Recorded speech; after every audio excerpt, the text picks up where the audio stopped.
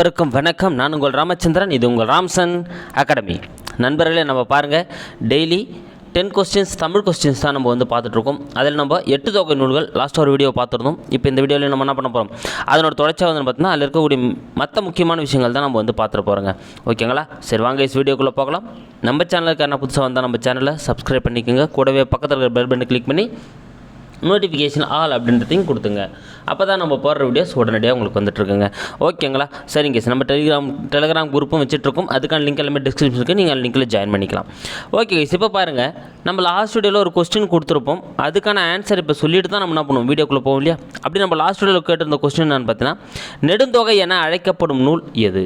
எதுங்க நெடுந்தொகை என அழைக்கப்படும் நூல் எது அப்படின்றத உங்களுக்கான கேள்வி. ஸோ இதுக்கான ஆன்சர் என்ன அப்படின்னு பார்த்தீங்கன்னா, அகநானூறு. சி தாங்க இதுக்கான ஆன்சர். ஸோ அகநானூறு தான் எப்படி அழைக்கப்படுது, நெடுந்தொகை அப்படின்னு சொல்லிட்டு என்ன பண்ணப்படுதுங்க, அழைக்கப்படுதுங்க. ஓகேங்களா? சரி, இன்றைக்கான கொஸ்டினுக்குள்ளே போகலாம் பாருங்கள். ஃபஸ்ட் கொஸ்டின் பாருங்கள், 9 அடி சிற்றலையும் 12 அடி பேரலையும் கொண்ட நூல் எது? 9 அடி சிற்றலையும் 12 அடி பேரலையும் கொண்ட நூல் எது? ஸோ ஒரு டெஸ்ட் போல் அட்டன் பண்ணுங்கள். ஒரு பேப்பர் எடுத்து 1லேருந்து ஒரு 10 வரலும் போட்டுருங்க, 11 கூட போட்டுங்க. போட்டு நீங்கள் என்ன பண்ணுங்கள், டெஸ்ட் போல் அட்டன் பண்ணிங்கன்னா உங்களுக்கு இன்னும் எந்தளவுக்கு நீங்கள் மார்க் எடுக்கிறீங்க, எந்தளவுக்கு படிச்சிருக்கின்றது உங்களுக்கு இன்னும் தெளிவாகும். நீங்கள் என்ன பண்ணலாம், வேகமாக ரிவிஷன் பண்ணுறதுக்கான ஒரு சான்ஸ் எடுத்துக்கலாங்க. 9 அடி சிற்றலையும் 12 அடி பேரலையும் கொண்ட நூல். சூப்பர். இதுங்க நற்றிணை. ஏதாங்க இதுக்கான ஆன்சர். ஸோ நற்றிணை தான் பார்த்தீங்கன்னா 9 அடி சிற்றலையும் 12 அடி பேரலையும் கொண்ட நூலுங்க. ஓகேங்களா? ஸோ இது தொகுத்தவர் பெயர் தெரியாது. தொகுப்பித்தவர் பாண்டியன், பன்னாடு தந்த பாண்டியன் மாறன் வழுதி தான் பார்த்தீங்கன்னா என்ன பண்ணியிருப்பார், தொகுப்பித்திருப்பார். ஸோ இதில் மொத்தம் 401 பாடல்கள் இருக்கும், கடவுள் வாழ்த்தோடு சேர்த்து. ஓகேங்களா? அப்போது 9 முதல் 12 பேரலை கொண்ட நூல்கள் தான் பார்த்தீங்கன்னா நற்றிணை. ஸோ குறுந்தொகையை பொறுத்தவரையிலும் நம்மளுக்கு தெரியும், குறுந்தொகை பொறுத்தவரையிலும் 4 முதல் 8, 4 அடி சிற்றலையும் 8 அடி பேரலையும் கொண்டது. கலித்தொகையை பொறுத்தவரையில் பார்த்தீங்கன்னா 11 to 80, 11 அடி சிற்றலையும் 80 பேரலையும். பரிபாடல் பொறுத்தவரை நம்மளுக்கு தெரியும் 25 சிற்றலையும் 400 பேரலையும் கொண்டது. ஓகேங்களா? சிதலா சார்ந்த தகவல்கள் அப்படி தெரிஞ்சுக்கங்க. அடுத்து, கபிலரை வாய்மொழி கபிலன் என கூறியவர். கபிலரை வாய்மொழி கபிலன் என கூறியவர். 4 ஆப்ஷன்ஸ் இருக்குது பாருங்கள். நான் ஆப்ஷன்ஸ் வாசிக்கலை, உங்களுக்கு கன்ஃபியூஸ் ஆகுன்னு. ஸோ 4 ஆப்ஷன்ஸ் பார்த்து எது ஆன்சராக வரும்னு கெஸ் பண்ணுங்கள். கபிலரை வாய்மொழி கபிலன் என கூறியவர்.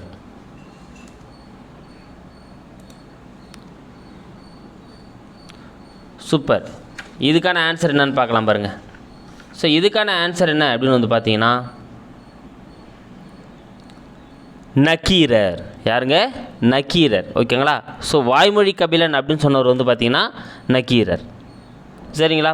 அப்போ ஏதாங்க இதுக்கான ஆன்சர். அப்போ பாருங்கள், கபிலரை வாய்மொழி கபிலன். இங்கே பாருங்கள், வாய் நக்கீரர். அப்போ நம்ம வாயால் தான் என்ன பண்ணுவோம், தேன் போடுற பொருட்களை நக்கி சாப்பிடுவோம். அப்போ வாய் அப்படின்னு வந்தால் நீங்கள் நக்கு அப்படின்னு ஞாபகம் வச்சுங்க. அப்போ நக்கீரர். ஓகேங்களா? ஷார்ட்கட்டுக்காக. ஓகேங்களா? வாய்மொழி கபிலன், நக்கீரர். அடுத்து பாருங்கள், ஸோ இவங்க 3 ஆப்ஷன்ஸ் இருக்கு இல்லையா? இதுக்கான ஆன்சர் நம்ம பார்த்துட்டோம் அப்படின்னா நமக்கு ஒரு இதிலே தெரிஞ்சுக்கலாம், நமக்கு கிளியர் ஆகிடலாம். ஸோ நல்லிசை கபிலன் அப்படின்னு சொன்னவர் தான் பெருங்குன்றூர் கிழார். என்னதுங்க? பெருங்குன்றூர் கிழார் என்ன சொல்லியிருப்பார், நல்லிசை கபிலன். ஓகேங்களா? அப்போ கிழவன் ஆகிட்டா என்ன பண்ணுவாங்க, நல்லிசை கேட்பாங்க அப்படின்னு ஞாபகம் வச்சுங்க. கிழவன் ஆகிட்டா என்ன பண்ணுவாங்க, நல்லிசை கேட்பாங்க. அப்போ நல்லிசை கபிலன் அப்படின்னா பெருங்குன்றூர் கிழார். ஓகேங்களா? சின்ன வேர்டு போட்டு வச்சுட்டா நம்மளுக்கு ஆப்ஷன் பார்க்குறப்ப ஞாபகம் வந்துருங்க. ஓகேங்களா? அடுத்து பார்க்கலாம் பாருங்கள், இளங்கிரனார். ஸோ இளங்கிரனார் என்ன சொல்லியிருப்பாருங்க, வெறுத்த கேள்வி விளங்கும் புகழ்கபிலன். எதுங்க? வெறுத்த கேள்வி விளங்கும் புகழ்கபிலன் அப்படின்னு சொன்னவர் தான் யாருன்னு பார்த்தீங்கன்னா இளங்கிரனார்.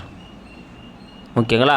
அப்போ வெறுத்த கேள்வி. அப்போ இளமையாகிறவன் என்ன பண்ணுவாங்க, நிறைய கேள்வி கேட்பாங்க அப்படின்னு வச்சுக்கோங்க. அப்போ கேள்வின்னு வந்தால் இளங்கிரனார். எப்படி கிழவனாக இருந்தால் நல்லிசை கேட்பாங்கன்னு சொல்லணும். அப்போ இளமையாக இருந்தால் கேள்வி கேட்பாங்க. அப்போ கேள்வி அப்படின்னு வந்தால் யாருங்க, இளங்கிரனார். அடுத்து பாருங்கள், புலனழுக்கற்ற அந்த நாளன். இது நம்ம லாஸ்ட் வீடியோவில் இந்த கொஸ்டின் நம்ம கேட்டுருந்தோம். ஸோ புலனழுக்கற்ற அந்த நாளன் என அழைக்கப்படுகிறார் கபிலருங்க. ஓகேங்களா? ஸோ புலனழுக்கற்ற அந்த நாளன், பொய்யா நாவிர் கபிலன். ஓகேங்களா? ஸோ இதெல்லாம் யார் சொல்லியிருப்பாருன்னா மாரக்கோத்து நப்பசலையார். ஓகேங்களா? ஸோ நப்பசலையார் தாங்க சொல்லியிருப்பார். ஓகேங்களா? அப்போ நப்பசலையார் புலனழுக்கற்ற அப்படின்னு வந்தானதுங்க, நப்பசலையார் தான் புலனழுக்கற்ற அந்த நாளன் அப்படின்னு சொல்லியிருப்பார். சரிங்களா? அப்போ இதனால ஞாபகம் வச்சுங்க, ரொம்ப முக்கியங்க. ஸோ நான் மறுபடியும் ஒரு டைம் ரிப்பீட் பண்ணிடுறேன் பாருங்கள். நக்கீரர்னா சொல்லியிருப்பார், வாய்மொழி கபிலன் சொல்லியிருப்பார். பெருங்குன்றுக்கிழார் என்ன சொல்லியிருப்பார்? நல்லிசை கபிலன் சொல்லியிருப்பார். வெறுத்த கேள்வி விளங்கும் புகழ் கபிலன் சொன்னவர் யாருங்க? இளங்கிரனார்.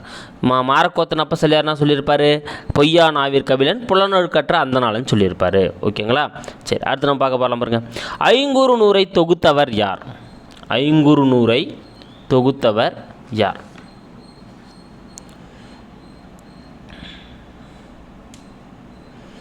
சூப்பர். என்ன இதுக்கான ஆன்சர் எடுத்துகிட்ருப்பீங்க? புலத்துறை முற்றிய கூடலூர் கிழார். சி தாங்க இதுக்கான ஆன்சர். ஸோ ஐங்குறு நூறை தொகுத்தவர் பார்த்தீங்கன்னா புலத்துறை முற்றிய கூடலூர் கிழார். தொகுப்பித்தவர் தான் யானைக்கட்சை மாந்தரஞ்சேரல் இரும்பொறை. ஓகேங்களா? இவர் தொகுப்பித்தவர், இவர் தொகுத்தவர். ஓகேங்களா? அப்போ தொகுத்தவர் புலத்துறை முற்றிய கூடலூர் கிழார். தொகுப்பித்தவர் பார்த்தீங்கன்னா யானைக்கட்சை மாந்தரஞ்சேரல் இரும்பொறை. யானைக்கட்சை மாந்தரஞ்சேரல் இரும்பொறை அப்படின்றவர் பார்த்தா தொகுப்பித்தவர். சரிங்களா? ஸோ பூரிக்கோனா பார்த்தா இவர் குறுந்தொகைங்க. இவர் குறுந்தொகையை தொகுத்தவர் தான் பூரிக்கோ. அதையும் ஞாபகம் வச்சுங்க. அப்போ இதுக்கான ஆன்சர் சி, புலத்துறை முற்றிய கூடலூர் கிழார் தொகுத்தவர். ஐங்குறு நூறை தொகுப்பித்தவர் தான் யானைக்கட்சை மாந்தரஞ்சேரல் இரும்பொறை. ஓகேங்களா?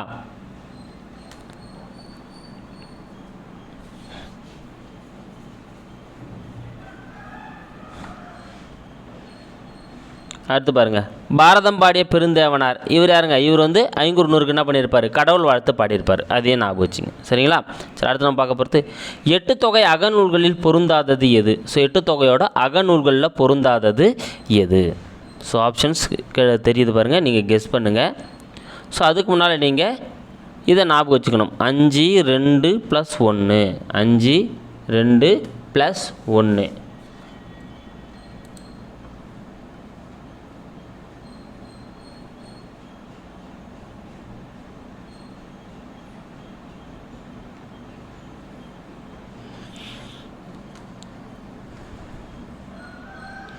ஓகேங்க. அதாவது 5 அகநூல்கள், 2 புறநூல்கள், 1 அகம்புறம். இது தாங்க எட்டு தொகையோட அந்த வரிசை. இது நீங்கள் ஞாபகம் வச்சுக்கணும். 5 + 2 + 1. சரிங்களா?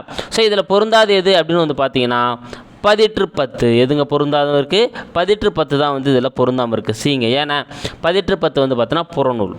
ஓகேங்களா? ஸோ பதிற்று 10ம் புறநானூறும் என்னதுங்க? புறநூல். பரிபாடல் பார்த்தீங்கன்னா அகமும் புறமும் கலந்தது. ஸோ பரிபாடல் அப்படின்றது பார்த்தீங்கன்னா அகமும் புறமும் கலந்து காணப்படக்கூடியது. புறநானூறும் பதிற்று 10 பார்த்தீங்கன்னா என்னதுங்க?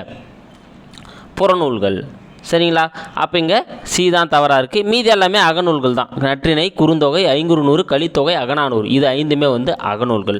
அதனால் இந்த பதிற்று 10 தான் பொருந்தாது. இது நல்லா ஞாபகம் வச்சுங்க. இந்த பா வரிசையில் வரக்கூடியது எல்லாமே புறநூல்கள், அகம்புறநூல்களுக்கு போயிடும். சரிங்களா? ஸோ பாருங்கள், பதிற்று 10 புறநானூறு. இது ரெண்டுமே பாருங்கள் புறநூல்கள். பரிபாடல் இதுவும் பா வரிசையில் வரும். இது அகம்புறம்.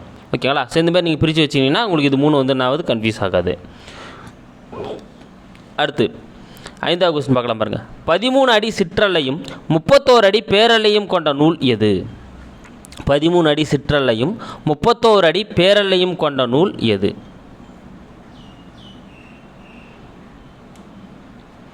சூப்பர். இதுக்கான ஆன்சர் என்ன நீங்கள் எடுத்துகிட்ருப்பீங்க? அகநானூறு. சி தாங்க இதுக்கான ஆன்சர். ஸோ அகநானூறு தான் 13 அடி சிற்றலையும் 31 அடி பேரலையும் கொண்ட நூலுங்க. ஓகேங்களா? இதுலேயே 401 பாடல், கடல் ஒருத்தோட உட்பட 401 பாடல்கள் இதுலேயும் இருக்கும். அதே போல் பார்த்தீங்கன்னா இதை தொகுத்தவர் பார்த்தீங்கன்னா உப்புரி குடிக்கிழார் மகளார் உருத்திர சன்மானார். உருத்திர சன்மானார் தான் தொகுத்திருப்பார். தொகுப்பித்தவர் பார்த்தீங்கன்னா பாண்டியன் உக்கிர பெருவெழுதி. ஓகேங்களா? ஸோ அகநானூரை பொறுத்தவரை ரெண்டுமே உருத்திர உக்கிரன்னு வரும். அது ரெண்டுத்தையும் நீங்கள் குழுவேடாக வச்சிங்கன்னா உங்களுக்கு மறக்காதுங்க. ஓகேங்களா? ஸோ அப்போ 13 அடி சிற்றலையும் 31 அடி பேரலையும் கொண்ட நூல்.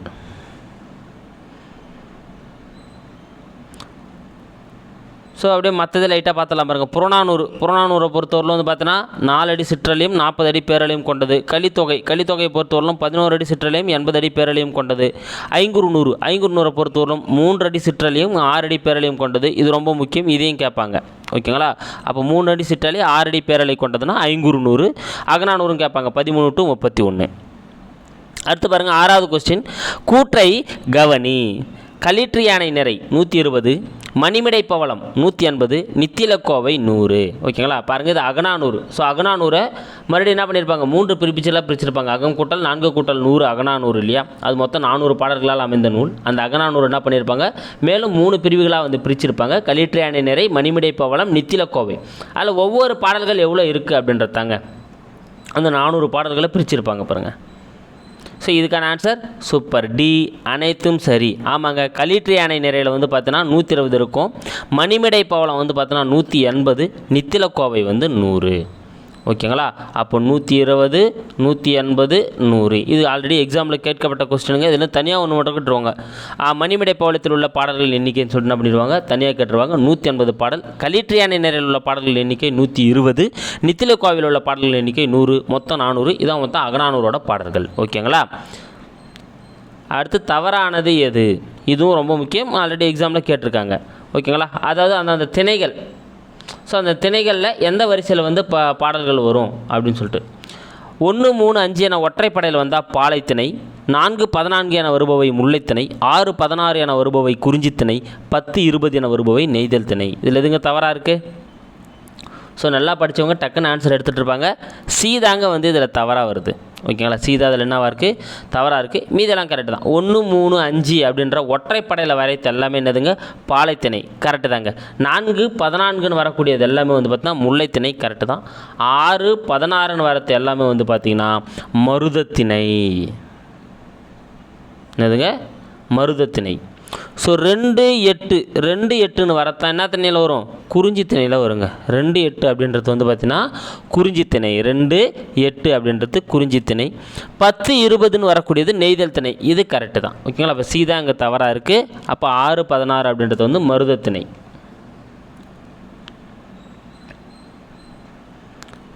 அடுத்து பாருங்கள், மருதத்திணைக்குரிய சிறுபொழுது எது? மருதத்திணைக்குரிய சிறுபொழுது எது?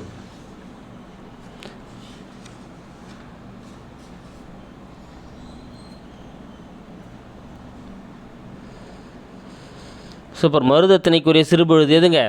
வைகறை. சி தாங்க இதுக்கான ஆன்சர். ஓகேங்களா? ஏன்னா யாமம் அப்படின்றது வந்து பார்த்தோன்னா குறிஞ்சி, மாலை அப்படின்றது வந்து பார்த்தோன்னா முல்லை, ஏற்பாடு அப்படின்னா வந்து பார்த்தோன்னா நெய்தல். ஸோ வைகறை, மருதத்திணைக்குரிய சிறுபொழுது வந்து வைகறை. பாலையாந்தான் நண்பகல். பாலைக்குரிய சிறுபொழுது என்னதுங்க? நண்பகல். ஓகேங்களா? அப்போ இங்கே இதுக்கான ஆன்சர் என்னதுங்க? வைகறை அப்படின்றது தான் இதுக்கான சரியான ஆன்சர். அடுத்து புறநானூறு ஓவேசா அவர்களால் பாருங்கள், புறநானூறு ஓவேசா அவர்களால் எந்த ஆண்டு? ஓகேங்களா? கொஸ்டின் கொஞ்சம் டைப்பிங் மிஸ்டேக். எந்த ஆண்டு பதிப்பிக்கப்பட்டது? பாருங்கள், புறநானூரை ஓவேசா வந்து பதிப்பிச்சிருப்பார். எந்த ஆண்டு ஓவேசாவால் வந்து புறநானூறு வந்து பதிப்பிக்கப்பட்டது? ஸோ இப்போ இதுக்கான ஆன்சர் என்னதுங்க? 1894. ஸோ 1894. 1894 தான் என்ன பண்ணியிருப்பார்? புறநானூரை வந்து ஓவேசா முதல்ல பதிப்பிச்சிருப்பார். ஓகேங்களா? அடுத்த கொஸ்டின் பார்க்கலாம் பாருங்கள். பண்டை தமிழர்களின் அரிய வரலாற்று செய்திகளை அடங்கிய பண்பாட்டு கருவூலமாக திகழ்வது எது? ஸோ பண்டைய தமிழர்களோட அரிய வரலாற்று செய்திகளை அடங்கிய ஒரு பண்பாட்டு கருவூலமாக, இந்த வேர்டு ரொம்ப முக்கியங்க, பண்பாட்டு கருவூலமாக திகழ்வது எது?